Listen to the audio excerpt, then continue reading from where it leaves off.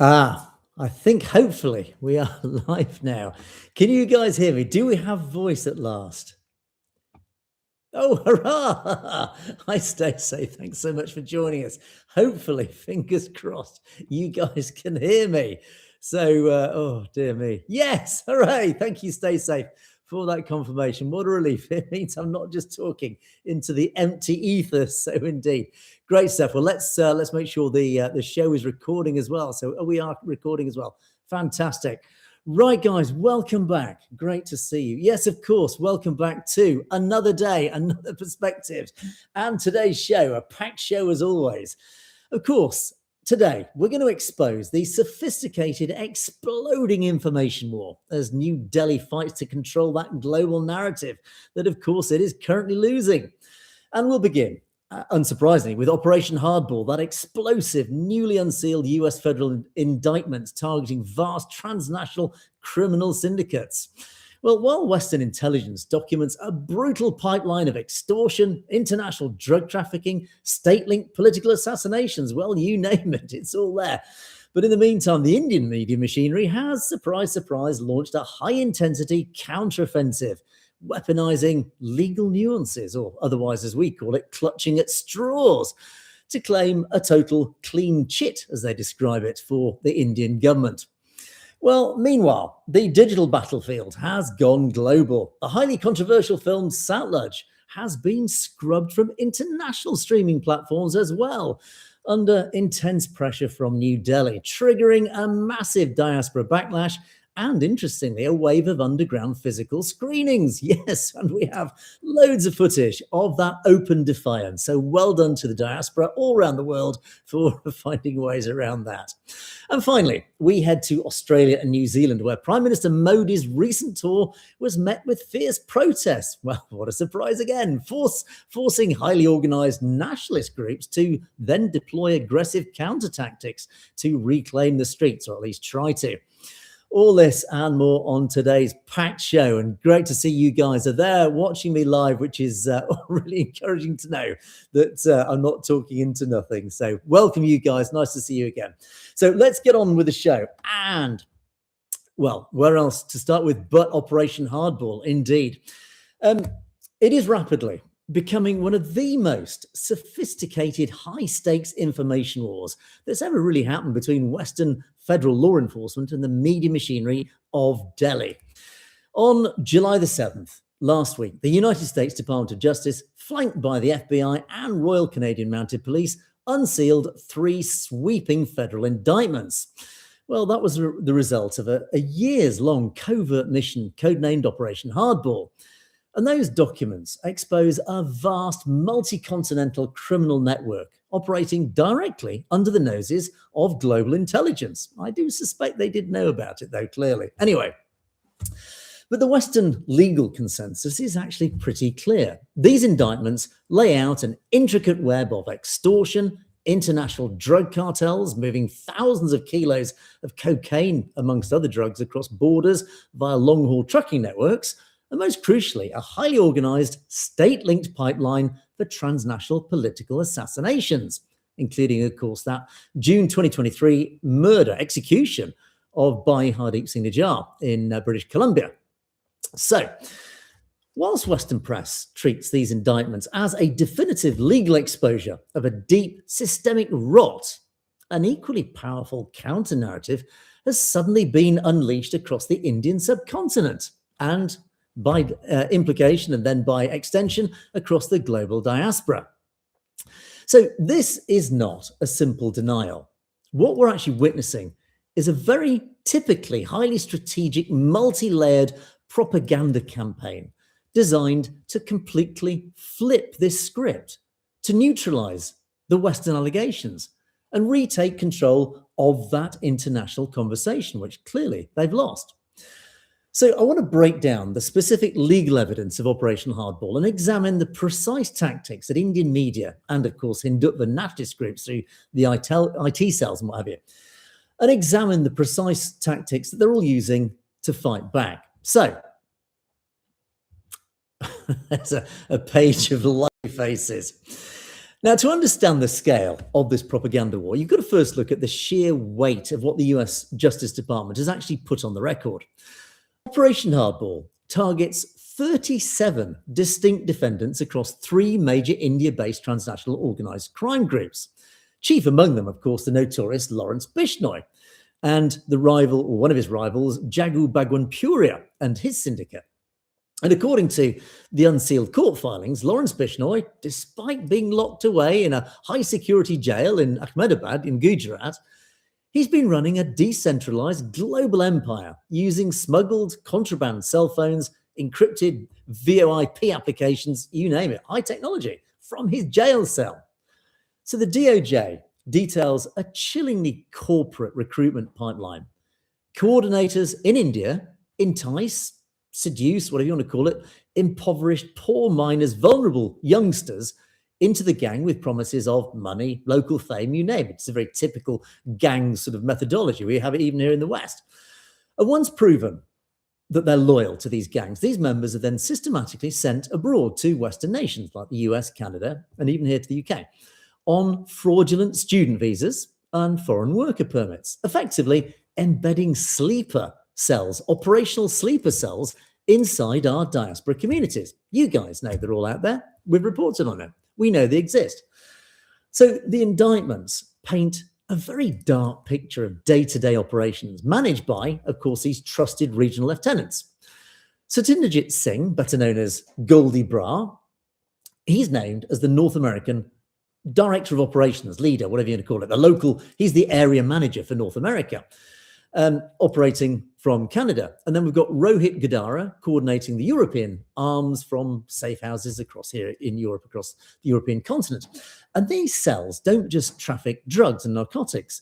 They enforce this climate of absolute fear, and refer to last week's show when I obviously gave a lot more detail of that. But in California alone, federal prosecutors documented all these extortion attempts, up to $5 million from diaspora business owners, backed by late-night drive-by shootings and other high-profile attacks, etc., etc. It's all pretty nasty stuff. But the most explosive element of the indictments that came out of Hardball was the element that directly connects these street gangs to the machinery of the Indian state. And really, that is all wrapped up within this documentation of systemic institutional corruption. And this is where the nuances start to come into play and start to become important in the narrative. So the Department of Justice specifically charges that these syndicates have actively corrupted and partnered with law enforcement and government officials inside India to facilitate their global extortion schemes. Now, consider, for example, the case outlined by federal prosecutors from April this year. A Bishnoi associate operating illegally in Stockton, California, threatened a local victim and immediately passed that victim's identity back to a corrupt station house officer inside the Punjab police. And within days, that corrupt officer fabricated criminal charges in Punjab and falsely accused the California victim's elderly father and sister of a murder back in January. And the corrupt police officer then used the leverage of those manufactured charges to then extort hundreds of thousands of dollars from the family's relatives back home. So that's just one example. And this is the stark visual calculus of the Western prosecution.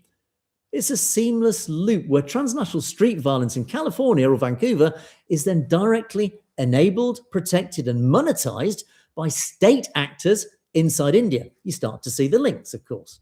And this is no surprise to you guys who've got relatives back in Punjab. Of course, many of you have even spoken to me directly to tell me the awful tactics that India uses to target. If they can't reach you in the diaspora, they go for your family back in Punjab.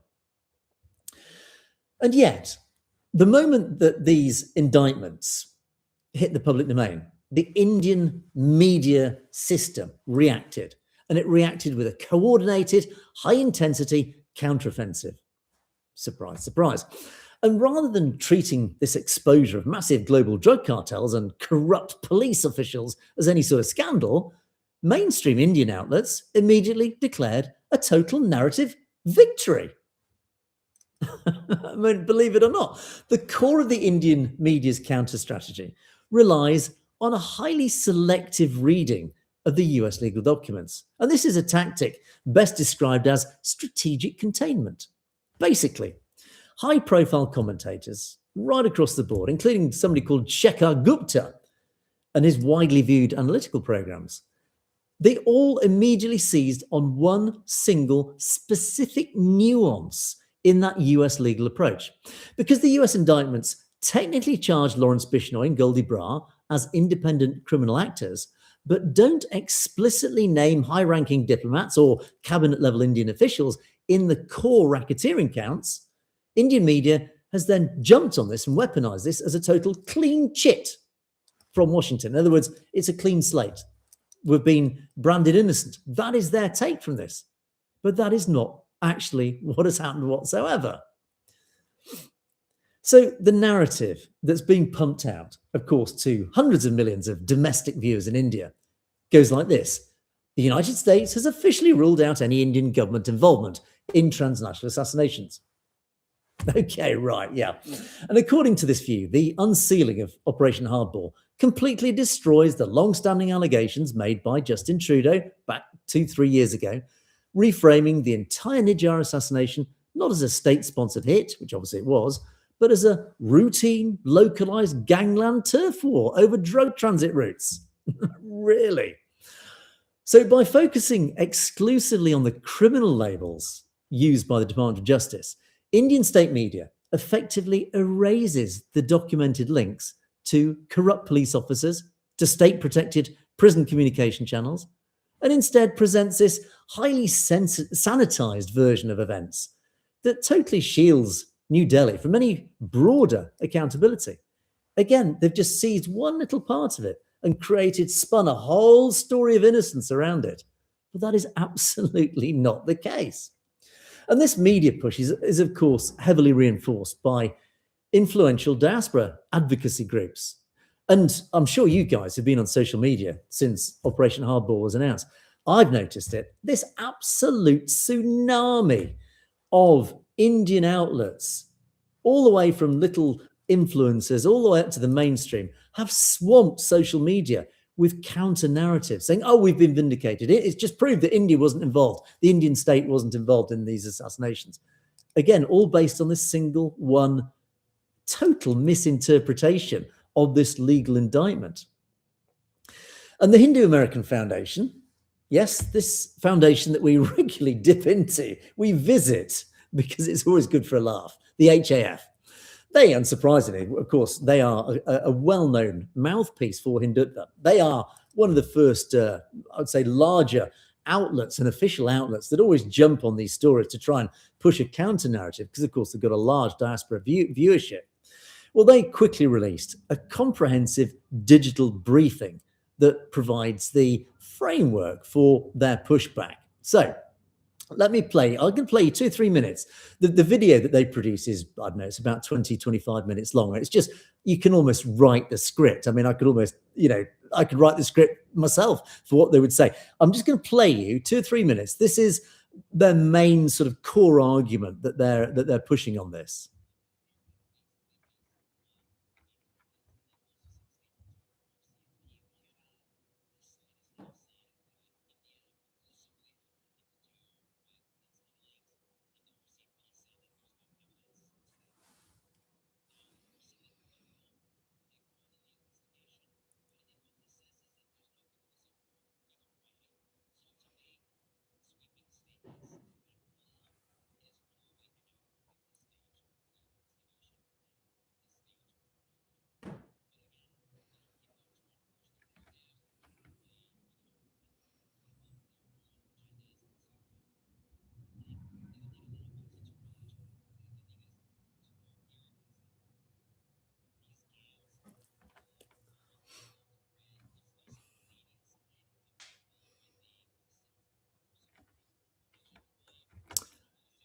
Oh, no, that's interesting. So you guys have got no sound on the video. That is a disaster. That's another technical issue I'm going to have to address. Oh God, it never ends, does it? Sorry about that, guys. Anyway, well, let me just jump in then. I'll summarize actually what these guys said. So if you've got no sound, I'll basically explain what they said. I'm just going to pick up. There we go. Corgi 101. Thanks for your comment. Vindicated. No, actually, they really won't. And this is essentially what I'm trying to explain. If you stay with me, you'll hear a lot more about this. But this indictment in no way, shape, or form vindicates the Indian state. Quite the opposite. And clearly, you don't understand how Western legal due process works. They work in calculated legal steps. Just because it doesn't mention the Indian state specifically at this step does not mean that is going to be the next indictment or that further evidence is about to be released or whatever. It has not said explicitly the Indian state is not involved in this. The whole implication, the whole presumption, just reading between the lines of this, is essentially that these actors were instruments of the Indian state. Anyway, so this HAF video, which again is a great shame you can't hear it, but essentially their argument is around this whole thing. They argue that the legal analysts systematically decouple that violence from the Indian state. And the briefing highlights the exact wording of the California indictment. They emphasize that the FBI's evidence paints Bishnoi's network as a self-sustaining, self-contained, profit-driven criminal enterprise. And they're arguing that the gang's primary motivation is financial extortion, international narcotics trafficking, not the execution of a foreign geopolitical agenda. In other words, not acting on behalf of the Indian state. And the HAF explicitly targets Western media and intelligence frameworks. And they're arguing that linking prison-run extortion gangs directly to top-down foreign interference by Delhi is, in their words, a profound analytical mistake. And from their perspective, framing this as a state-directed operation is a dangerous distraction manufactured by Western commentators. Essentially, these guys at the HAF are saying the whole thing is just manufactured. It's a manufactured story. It's basically anti-India forces trying to blame India for this. In other words, it's just saying it's all made up, as proven by the DOJ indictment, which is absolutely untrue. Interestingly, also, in that section there, which again, it's a shame you can't hear it. Basically, this guy also says that there are references to a Canadian border agency officer also being implicated, which apparently he was. So I gather. And they have this guy on the CBAS, I think they're called, or CBSA, whatever, the Canadian Border Force. There was a corrupt official on there that was working with these gangs to then facilitate, obviously, the traffic of drug-carrying trucks. And this guy used that argument to say, clearly, it's not the Indian state that's behind it, it's the Canadian state. So one of their counter-narratives is to say, they've totally turned this around and said, it's not India, the Indian government, it's the Canadian state that is behind this, which actually is interesting because it also reflects and resonates with that interview, which we did, it must have been 6 months ago, with the Indian High Commissioner, the new Indian Commissioner in Canada. What was his name? Patnaik, I think his name was. And on CBS, which channel was it? Yeah, I think it was CBS, on an interview, he actually then turned the whole narrative when the lady was interviewing him and saying, look, India is behind the murder of Najjar because Trudeau's said he's got credible evidence. Again, he turned it around and said, no, it is all made up by Canada. It is actually Canada that is behind all this because Canada is supporting terrorists. It is hiding terrorists, and therefore it is the Canadian government that is effectively acting as terrorists. So you can start to see the agenda that India is trying to push to reframe this whole argument. It wasn't us, it wasn't the Indian state, it's your states that's behind it, which is, of course, laughable, but that is India. That is how they operate. These are the arguments they're using. And they're insisting that the real immediate threat is no foreign government, but rather the failure of Western law enforcement to protect the diaspora, to protect you guys in Canada, America. It's your government's fault. It's not India, actually, who's the ones who sending the killers. It's your own law enforcement that's at fault in this. That is their narrative. And the HAF, through this whole twisted narrative, is attempting to basically completely shift the blame away from India onto Western domestic policing. And worse still, not the distraction technique trying to pin more blame on the CBSA, effectively trying to imply it's actually it's Canadian state criminality. So again, this is why I sort of sit here almost chuckling about this. It's laughable. But the counter-narrative purposefully ignores the glaring contradiction that make the independent gang war theory fall apart. If you look at it closely, the most glaring hole in the Indian media's defense is the sheer logistical impossibility of Lawrence Bishnoi's operational reality. How does a man held in a maximum security, state-run Indian prison in Gujarat manage to coordinate the transport of thousands of kilos of cocaine across the US-Canada border? How does an isolated gangster arrange for the fraudulent issuance of student and worker visas through official state channels to deploy operational hitters abroad? And most importantly, how do localized street gangs gain the intelligence required to locate and target high-profile political dissidents on foreign soil without some level of state-level data sharing? It just cannot happen. And the Indian propaganda machine avoids these uncomfortable questions just by employing a second, deeper ideological defense line, the narrative of national security necessity. Parallel to all the official denials, nationalist commentators are now dropping to a more aggressive implicit argument. They're reframing the targets of these operations, like Bai Najar, not as peaceful political activists or, of course, religious leaders, but, of course, here we go again, they are active, dangerous terrorists who threaten the sovereign integrity of India. And therefore, that seems to justify it.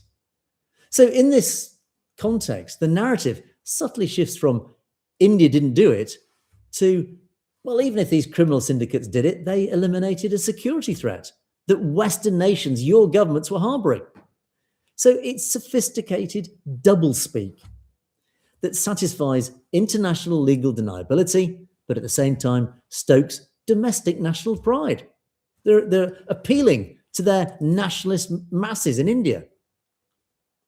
And what Operation Hardball ultimately exposes isn't just a massive transnational criminal enterprise or conspiracy, but a profound split in global reality.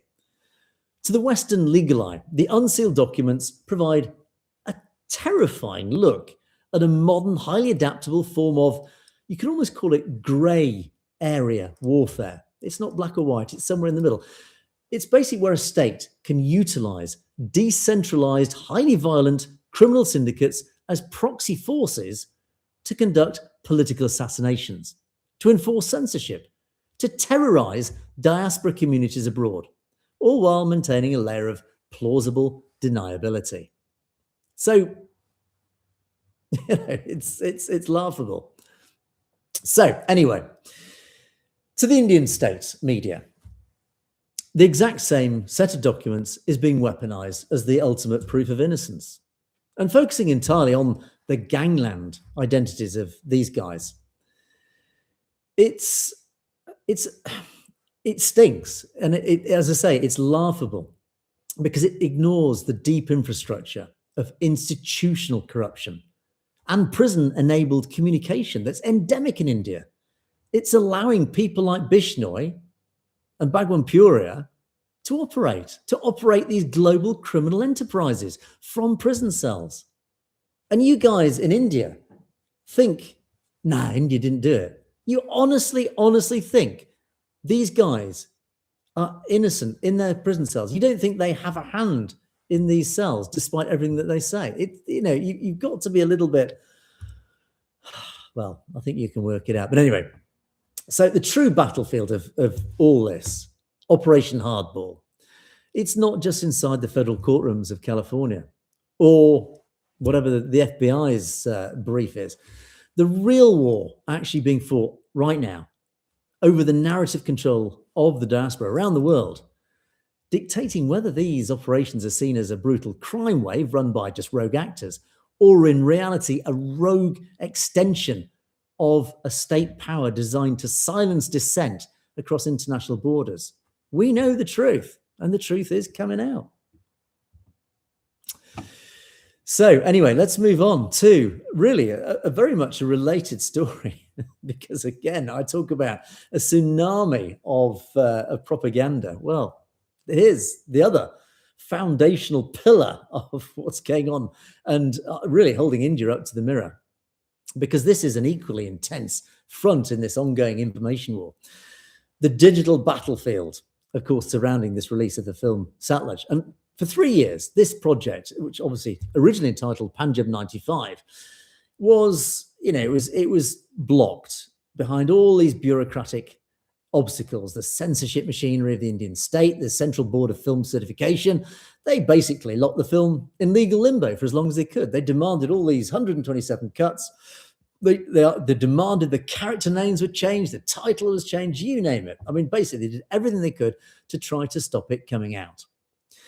And the reason for the state's intense anxiety is, of course, what the film talks about. It chronicles the real-life crusade of Bhai Jaswant Singh Kalra, played by Diljit Dosanjh. And his work in the early 1990s uncovered, of course, a really dark, awful chapter of institutional violence.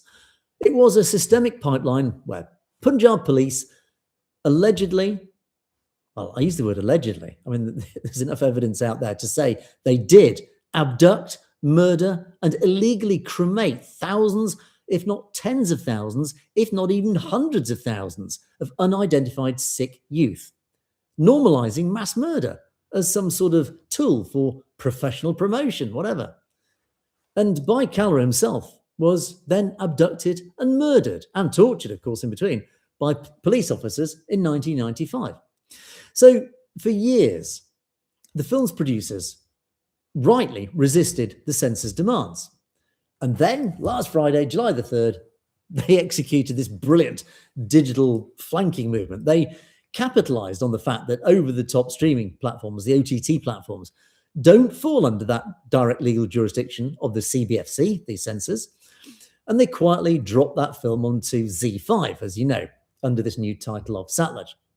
Let me play. Oh, I was going to say, I'll play you the trailer in the background so you can see it. For those of you who might not have seen it, but of course, got no sound. But anyway, if you've got no sound, ooh. There you go. It's blasting in my ear, but you guys can't hear it, sadly. Anyway, so the release sparked. Oh, sorry, you can't see it. There you go. So the release of this film sparked an immediate wave of digital engagement right across the global diaspora. For 48 hours, viewers watched this film and what film critics have called an unflinching cinematic exposure of state intimidation. I mean, the reviews have been just extraordinary. Shot with a dark, nocturnal atmosphere by their cinematographer, a guy called K.U. Mohanan. It directly, of course, challenges the state's narrative. It frames the critique not as an anti-national diatribe, but a profound defense of human rights against rogue police actors. But this window of open access was, of course, brief. Sunday evening, July the 5th, the Indian central government hit back. They used emergency provisions under Rule 16 of the Information Technology Rules 2021. The Ministry of Information and Broadcasting bypassed standard regulatory delays, citing urgent national security concerns, and Z5 was issued an immediate mandatory directive to pull the film down. Surprise, surprise. And within minutes, of course, the domestic stream then went down. But July the 11th, 2 days ago, the compliance pressure from Delhi went completely global, with Z5 stopping Satluj entirely from its international libraries across North America, Europe, and Asia. So it ended up with a total global ban. And the global removal really marks a critical escalation in this digital censorship. And it proves that Delhi can then effectively dictate what diaspora communities are permitted to watch on private international streaming services. How can that be?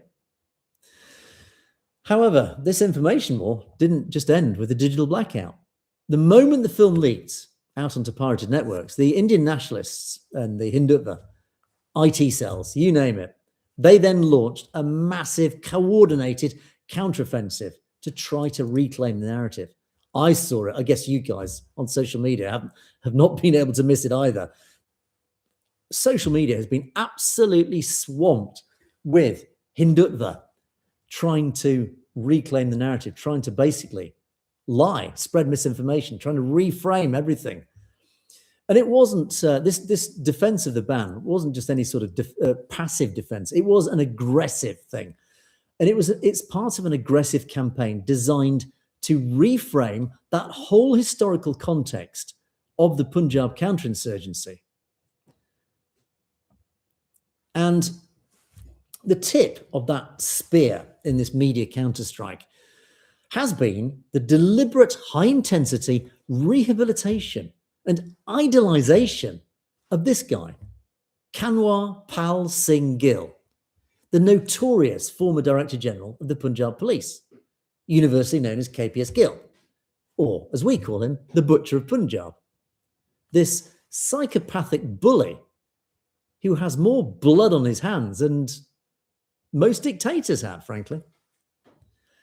So on mainstream networks like Republic TV, Times Now, you name it, you just go onto Godi Media, it's all over. And also across nationalist digital channels, commentators have weaponized Gill's legacy as a direct ideological antidote to the film. So it's, let me just, here we go. This is, what have I got here? Here you go. This is just one random example I picked up. NDTV, a well-known Godi media channel. So this is just one of countless examples of the Godi media just totally reframing the narrative of this guy, the Butcher of Punjab. And you've got hashtags right across social media trending. Of course, you've got, 1.4 billion Indians in India. So it's not hard to get a hashtag, particularly when it's pushed by nationalist extremists, to go viral. And one of the hashtags is the super cop who saved India. And these have been pumped through social media. And the narrative being aggressively pushed by these Hindutva and IT cells and nationalist media houses like this completely flips the moral axis of the film on its head. And in their narrative, in this nonsense narrative, this guy, the Butcher, is portrayed as some sort of flawless national hero who single-handedly crushed a violent Pakistan-backed Khalistani insurgency that threatened to tear India apart in those years. And high-profile panels feature veteran intelligence officers, police figures, who all argue that the extreme extrajudicial measures depicted in the film Satluj weren't criminal abuses of power, but they were an unfortunate, necessary methodology that was necessary to restore peace, to preserve sovereign integrity. And during these broadcasts, commentators explicitly address the core claims of that film, Satluj. They argue that focusing entirely on the illegal cremations exposed by Kalra is a deliberate act of historical distortion. And they're saying it's deliberately designed to demoralize Indian security forces. It's designed to reopen old wounds. Oh, bless. Sorry, and all that. If, we remind India of one of the greatest travesties of so-called democratic justice that subcontinent has ever experienced. Even the British weren't as brutal and acting so illegally as KPS Gill. I mean, what KPS Gill actually overshadowed things like the Jallianwala Bagh massacre, which was a British shame, And they're asserting that during this insurgency, it was marked by massacres, bombings, all sorts of targeting, killings of civilians. Standard policing methods were useless. And so by idolizing KPS Gill, the Hindutva narrative explicitly validates the use of totally unconstitutional, totally illegal warfare against the citizens of Punjab. So the message being sent to, well, both domestic audiences in India and the global diaspora is clear. Any police excesses committed under Gill's command were entirely justified by the ultimate goal of national survival. Well, I think I've got a few comments to come on that. Stay tuned. They're framing the film not as an asset for historical truth, but as a piece of what they claim is sophisticated psychological warfare, trying to destabilize modern India. But this aggressive attempt to rewrite history through the idolization of this controversial, and that's an understatement, police chief has completely failed to suppress the film within the diaspora. In fact, actually, I'm delighted to report it's triggered a classic manifestation of what's called the Streisand effect.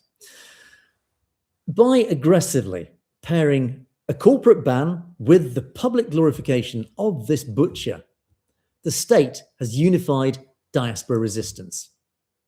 And across the UK, North America, all around the world now, independent venues, gurdwaras, community spaces have transformed into makeshift underground cinemas, bypassing centralized, so I'll just show you there again, bypassing all these centralized Indian servers using countless other pieces of technology. Thousands, tens of thousands now. In fact, it has to be hundreds of thousands now. Judging by IMDb, there's over 100,000 reviews on IMDb now. So hundreds of thousands are gathering in physical spaces and have watched this film uncut.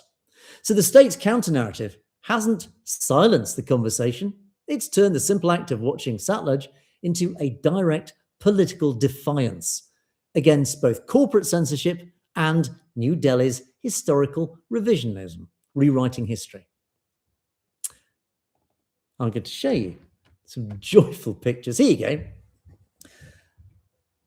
I'll play this whilst I talk to you. But here on the video, you can see all these showings. There's probably a couple, 2 or 3 minutes of this. All around the world, people sitting on the ground in front of these public showings.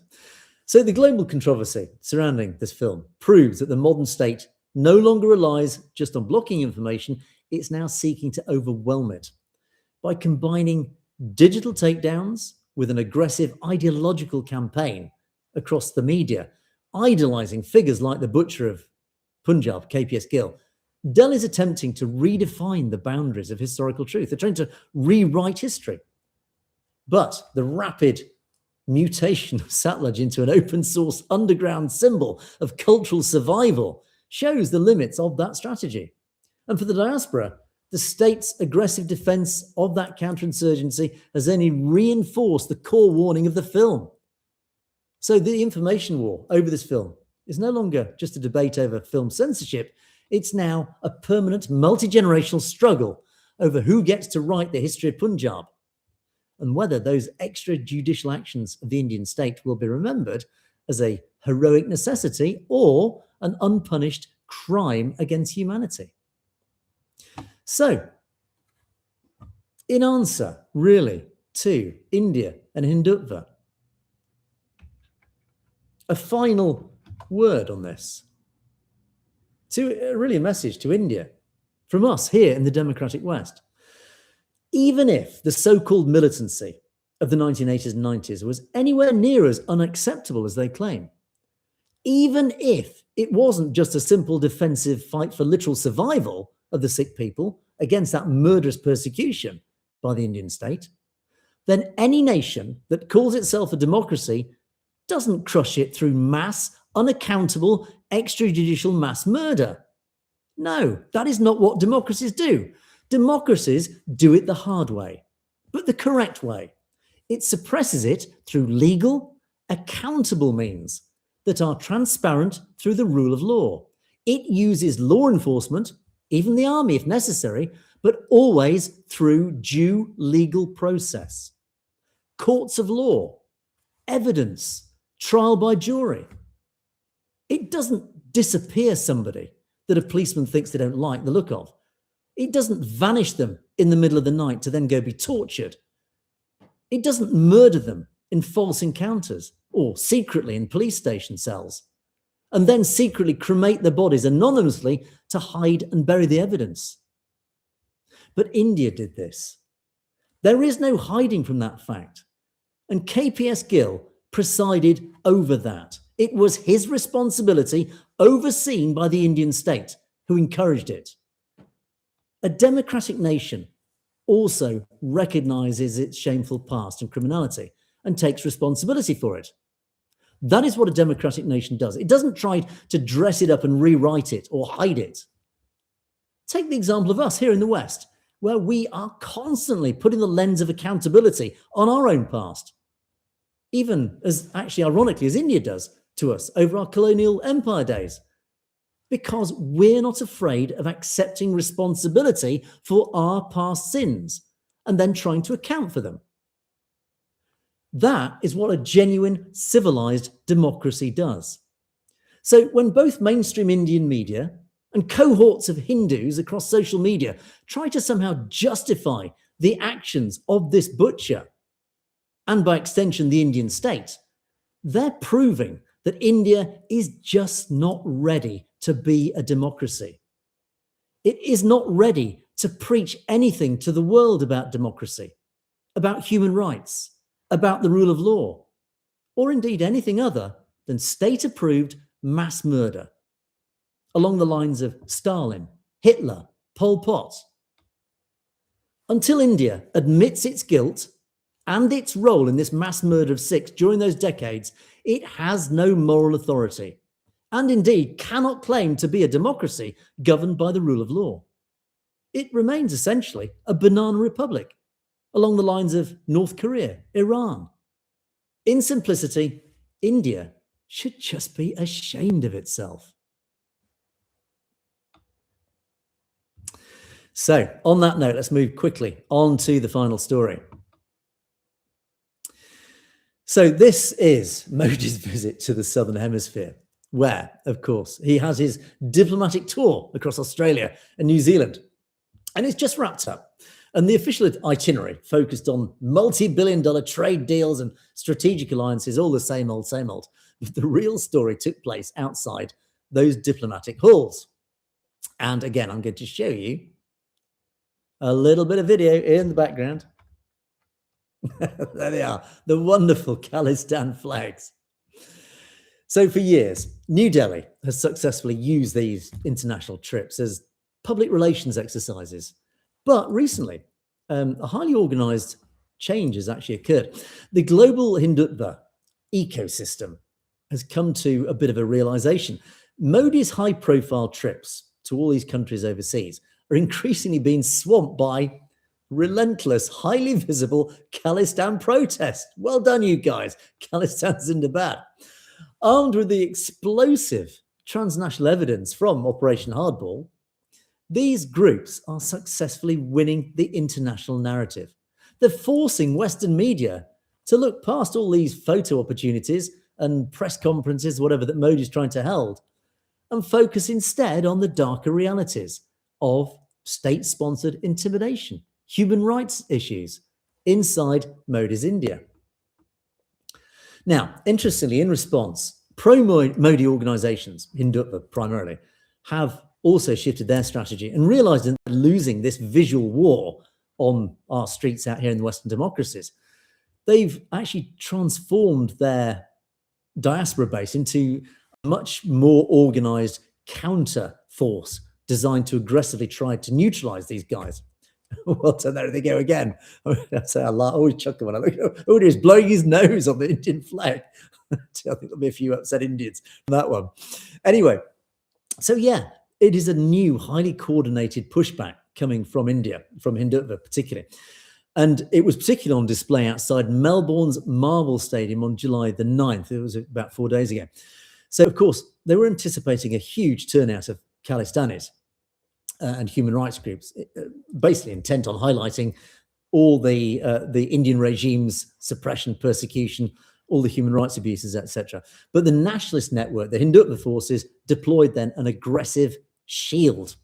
So, unsurprisingly, there was no political debates, no talk, no arguments, whatever. Instead, pro-Modi organizers deployed the Janagar Jana Dol Patak. Again, excuse my pronunciation. Basically, it's a massive, highly organized drumming assembly. So the moment that Khalistani groups began chanting and raising their wonderful flags to make sure that the Western reporters could see them, the drumming group then unleashed a huge wall of sound. I mean, you know how loud drums are. And then, of course, backed by thousands of Indian Hindus chanting "Modi, Modi." So ultimately trying to drown out the protesters. So clearly it's a new tactic that they're adopting. Interestingly, though, that they've had to adopt it, which in itself is a backhanded compliment to you guys out there on the streets waving your wonderful Khalistan flags. And sadly, yeah, well, the same playbook unfolded in New Zealand, in Auckland, a couple of days ago on Saturday, outside Spark Arena, where a dedicated line of Khalistanis set up a striking protest and actually displayed a life-size mannequin of Modi in prison clothes, as quite often they do, to obviously symbolize state-sponsored violence. And let me just play another video. Here you go. So here you go. These are these guys facing off in Auckland. This is the Hindutva counter machinery that was ready. And within minutes, a pre-arranged crowd of over 100 Hindutva loyalists swarmed the area, forming this dense physical perimeter around Khalistanis. Of course, waving their Indian flags to try and block the Khalistan banners that were on view. And they obviously launched into a series of chants. So the strategy was clearly designed to overwhelm the space, to isolate the critics, and try and make sure that the only narrative that anybody could hear was, unsurprisingly, the Hindutva narrative. Same old, same old. But really, what's going on here? It is revealing a new tactical evolution in this information war out in the diaspora. So the Hindutva machinery knows it can't just prevent the truth about Modi's India from coming out. The global West is seeing it. I'm going to play you once a little bit more of, where are we? Here we go. I'll just play a little bit more of these guys. There you go. That's Modi arriving at one of the arenas. Oh, no, that's at the Sofitel hotel. Anyway, so yeah, so the Hindutva machinery knows that it's failing. It knows it's losing the narrative. It knows that these guys, well done to you guys, every time the cameras are there, the Khalistan flags are there, which is making Western media ask questions. This is what they're terrified of. So they're having to change tactics. Hindutva are terrified of this. They're realizing they're losing the war. As I keep saying, they are losing this war. So they've had to highly organize new crowds to engineer noise, visual saturation, anything to try and keep these guys from the spotlight. But I'm happy to say they are losing. They are still, it doesn't matter. You still, as I often say, you cannot hide the truth. The truth always prevails. So well done to you guys down under, New Zealand and Australia. Well done to you guys for turning out in good numbers, loads of Khalistan flags. The message was out there. It doesn't matter that Hindutva was there. Ironically, it serves our purpose even more because Western media, there's even more people there. So even more media converge and say, what's this all about? And they start to ask questions, which is why you guys, all standing there with your flags, well done to you. You guys get the opportunity to educate them, to explain the truth, which is wonderful. So, as I said, this is why we are winning the information war. So well done to you guys down under. Right, on that note, let us zip across seamlessly to our comments. Thank you to you guys for all your comments. Let's zip through these. I've got 25 to get through in this new format style, or whatever you want to call it. So anyway, nice to see you guys all commenting as well. Thank you for all your comments. They're on such tiny writing. I can't actually read them quickly. But anyway, thanks for all your comments as I'm speaking. Do keep them coming in, much appreciated. But let me zip through some of the comments left after some of last week's video. Truth is life or death. India, being a Hindu country, is a Sikh enemy since Guru Nanak's time. Yeah, I mean, this is where it all comes from. The day that Guru Nanak Dev Ji announced and realized that his morality was totally separate from his Hindutva environment, his Hindu environment. He rejected that whole caste system. He understood the reality of the Hindu system, of the caste system, and he rejected it. And from that rejection, he gave birth to this new wonderful religion of Sikhi. So ultimately, they have diverged since those centuries ago into what it is today. And that division will never, ever close. There can be no closing. And all these people who argue Sikhs are Hindus just don't understand the truth, the academic truth, really, of what Sikhi is all about. It rejects so much of the fundamental foundations of Hinduism. It has alliances. It agrees with many of the things, as does Christianity, as does Islam. But the foundational basics of Sikhi are fundamentally different to Hinduism, and therefore it is not Hinduism. It has no relation to Hinduism. So anyway, but thank you, Truth is Life or Death. And oh, you're back again. Hindu state creates butchers. Hinduism is a cult. Hindus are fundamentally thanklessness people. Now, I'm going to jump in here, as I often do. I am not anti-Hindu. I actually have had in the past Hindu friends, and they've been wonderful, dear friends, wonderful people. And I will never say a bad word about them. You can't paint all Hindus the same. But Hindutva, the Hindu extremists, definitely, I think we've all got a case against. And likewise, when I see Hindus who are so indoctrinated on social media, and I've jumped in, and I shouldn't, I tried to resist. I've jumped into social media and I've got into arguments with these people and tried to say, look, just open your mind. Stop being so indoctrinated by the Godi media, this nonsense that you're being fed, this diet of misinformation and twisted truth. But they don't see it. They just don't see it. And I don't think you will ever change their minds. Really? But anyway, can you blame them? They're just sheep. Every crime is designed and done by Hindutva. Yeah, absolutely. But named of for minorities. But actually, yeah, the key word there is Hindutva. It's Hindutva who are behind this. Not Hindus per se. And don't forget, and again, we call it playing devil's advocate, but I always jump to the defense of Hindus, at least to a large degree. For example, during the genocide, 1984 genocide, there were many Hindus who harbored Sikhs fleeing literally for their lives. They invited them into their homes, literally at the risk of their own lives.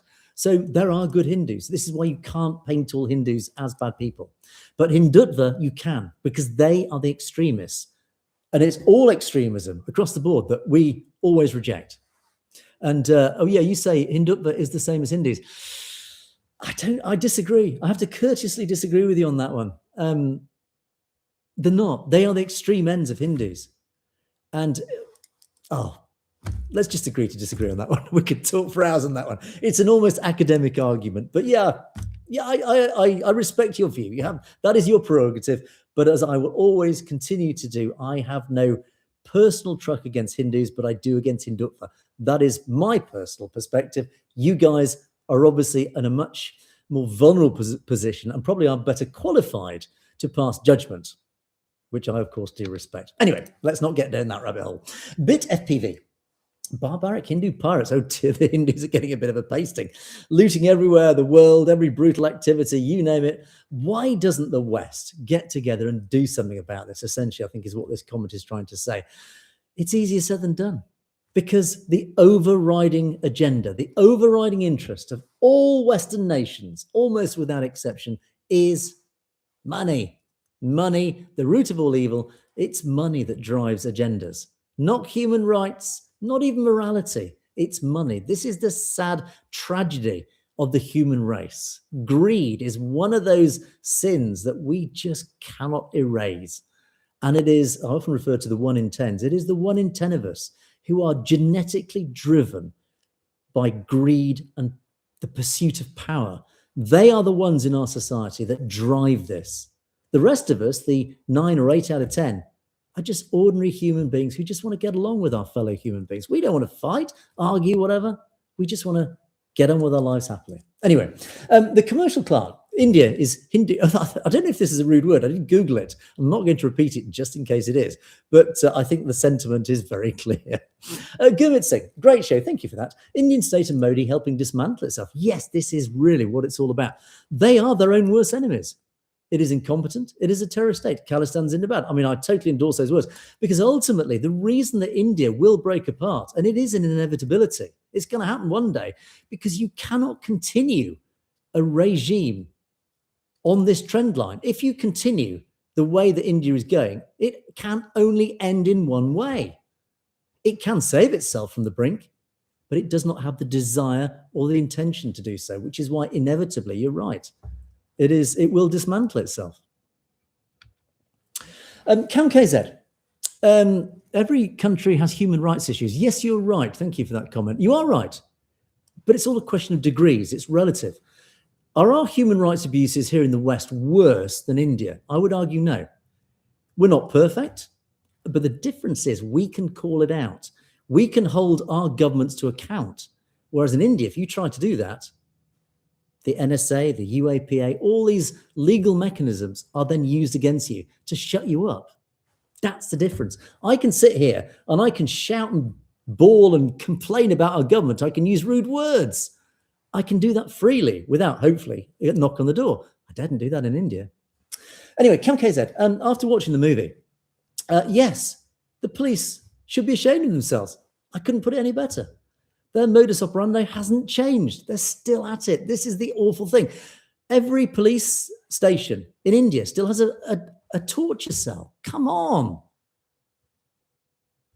As you rightly say, there is only one answer to this. There can be only one solution to this. There is no other solution other than Khalistan. B. Sandhu, please can you also shed light on Biant Butcher? How bad was he? Oof. Where to begin, B. Sandhu? Where to begin? Actually, this is a good point.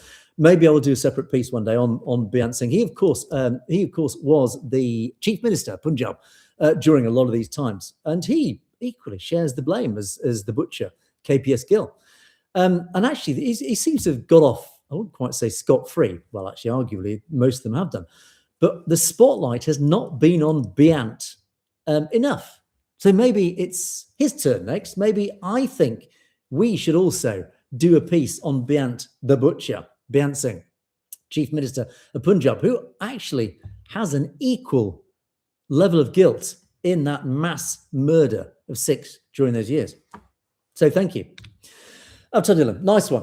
Calling him a butcher is giving honest butchers a bad name. My apologies to all you butchers out there. You're absolutely right. It's sadly, maybe it is the wrong word to use. But you give me a better adjective to describe KPS Gill. But ultimately, yeah, you know what I mean. He is. I mean, you say he's a nasty piece of work. As I often say, just look at the man's eyes. And it's not just one photo. It's almost every single photo. This is the thing that struck me. Every single photo, he just has that look. And I've come across it, as I said before, in people who essentially are psychopaths. They're bullies. They are the real bullies in the world. They're missing something up here. They are capable of the most extreme violence, the most extreme brutality, and have no conscience. These people exist. The world has sadly had so many examples of KPS Gills. It's just genes. It's just nature. These people exist, and he is one of them. So, yeah, is he residing in hell? Who knows? Maybe one day. Well, one day we'll all find out one way or the other. But ultimately, yeah, it's he doesn't. How, in any way, shape, or form, as you rightly say, could he represent the gurus? Of course, he couldn't.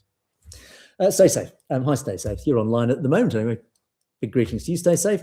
KPS Gill is not a hero, and you say he actually died from peritonitis, appendicitis that exploded. I was going to say something very unkind, but I won't actually about KPS Gill. They often say, don't speak ill of the dead, but unfortunately we have to. You know, just because the guy is dead doesn't mean he gets a clean sheet and we all have to praise him. Sorry. But ultimately, yeah, his title should be taken away. He wasn't a super cop. He was a butcher. He was a brutal bully. There's just there are no redeeming features that I've ever found other than Hindutva trying to say he was a super cop. You cannot justify his actions. A man who sexually assaulted a woman and got away with it. A man who kicked a young student to death protesting and got away with it. And a man who oversaw the murder of hundreds of thousands of Sikhs. Just explain to me in any moral framework how that is okay. Amakara. Long comment. I'll have to zip through this, unfortunately. But yeah, this is about IMDb, actually. Interesting. I did check. You said, has it been pulled from IMDb? No. It's over. When I looked earlier today, 101,000 reviews. I think it's 9.5 out of 10. So don't worry. Don't worry. The wonderful thing about the internet is you cannot suppress anything. You can bury it. You can ban it. The internet, as I often say, it's like holding a balloon in your hands. It will always find a way to bubble out somewhere. There's always a way out. So Thank you for saying that. But yeah, as you say, Kalra wasn't only fighting for Sikhs, he was defending human rights of all Punjabis, Hindus as well. Because actually, ironically, we see on social media many of the Hindus saying, yeah, during this time, Hindus were murdered. Yeah, that's the point. It wasn't just Sikhs. It was Hindus who were murdered during that time as well. Anyway. 1S1 and 2. I think you're online. I saw you online as well, 1S1 and 2. Welcome. Thank you for joining us. And thank you for your comment. He murdered many Hindu families. Yeah, here you go. Many of the Kardkus, the martyrs, Sikhs, were from Hindu families also. Yeah, it was indiscriminate. And interestingly, the Cats, these were Sikhs that were recruited by Gill and his police force. They were essentially paid. They were threatened with their lives or comply. So they were paid to then go out and murder people, including Sikhs, their fellow Sikhs, and of course Hindus. So many of these Hindu victims were murdered by agents of KPS Gill. It's unforgivable. Mr. 403, leave your comment to see if Modi removes it. I'm delighted to report you survived. You made it. It got through. I'm going to have to hurry up because we've only got a few minutes left. But anyway, delighted to see they managed to keep their hands off your comment. Stay safe. This is a long one. We really don't have. We've only got about 2 minutes left, if that. And I can't really talk about this, but actually, it's a shame because you've got personal experience. This is why when I see on social media the Hindus saying, "Oh, it's rubbish," it was justifiable. It was this, it was that, or it wasn't true. It was exaggerated. There are so many personal stories, people who were personally affected, as indeed you were, stay safe, by these dreadful, unforgivable events. So you cannot deny the brutality and the truth. This is why the truth will always prevail, because there are so many of you out there who experienced it first or second hand. Just be a call, good information. Thank you for your comment, much appreciated. And a love heart from Agam as well, much appreciated. Oh, Softy Muffins, absolutely. Spread it. We need more views. Get more people out there. Come on, guys, spread the word. Subscribe, share, do all that YouTube type stuff. And a load of ice cream cones or whatever, Softy Muffins. I don't know what they are. I'm not very good at emojis, but I think they're a good thing, so thank you.